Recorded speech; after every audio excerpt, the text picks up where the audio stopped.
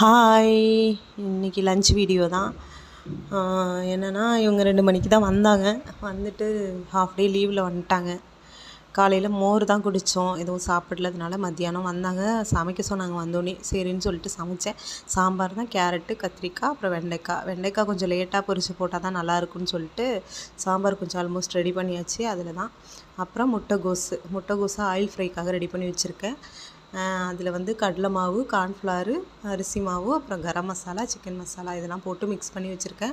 இதை deep fry மாதிரி ஆயிலில் போட்டு ஃப்ரை பண்ணி இது சாம்பார் கூட வச்சு சாப்பிட்டா செம்ம டேஸ்ட்டாக இருக்கும்.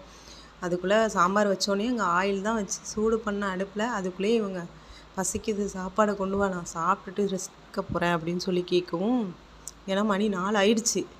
இது சாப்பிட்டு முடிச்சுட்டு தான் நான் உங்களுக்கு வீடியோவே அப்லோட் பண்ணுறேன். அப்புறம் சரின்னு உங்களுக்கு சாப்பாடு வச்சேன். ஒயிட் ரைஸு, சாம்பார் போட்டு கொடுத்துட்டு போயிட்டு ஃப்ரை பண்ணி எடுத்துகிட்டு வந்தேன். அதனால தான் ஃப்ரை பண்ணது உங்களுக்கு வீடியோவில் இருக்காது. ஆயிலில் போட்டது மட்டும்தான் உங்களுக்கு வீடியோவில் இருக்கும். எத்தனை பேர் இப்படிலாம் சாப்பிடுவீங்கன்னு சொல்லுங்கள். ரெசிபி வேணும்னா கமெண்ட்டில் ரெசிபின்னு சொல்லி கமெண்ட் பண்ணுங்கள். சாம்பார் நெக்ஸ்ட் டைம் வைக்கும்போது நான் ரெசிபி வீடியோ எடுக்கணுன்னு தான் ட்ரை பண்ணுறேன். எனக்கு ஒரு கையால் வச்சுட்டு ஒரு கையால் பண்ண முடியல. அதனால தான் அந்த கேமரா, அதாவது ஃபோனை ஃபிக்ஸ் பண்ணுற மாதிரி ஸ்டாண்ட்லாம் வாங்கணும். எப்படி என்னென்னு யாருக்கும் தெரிஞ்சதுன்னா அதை பற்றி எனக்கு சொல்லுங்கள். அப்புறம் வீடியோஸ்லாம் பிடிச்சிருந்துச்சுன்னா லைக் பண்ணுங்கள், ஷேர் பண்ணுங்கள், சப்ஸ்கிரைப் பண்ணுங்கள். ஓகே, பாய்.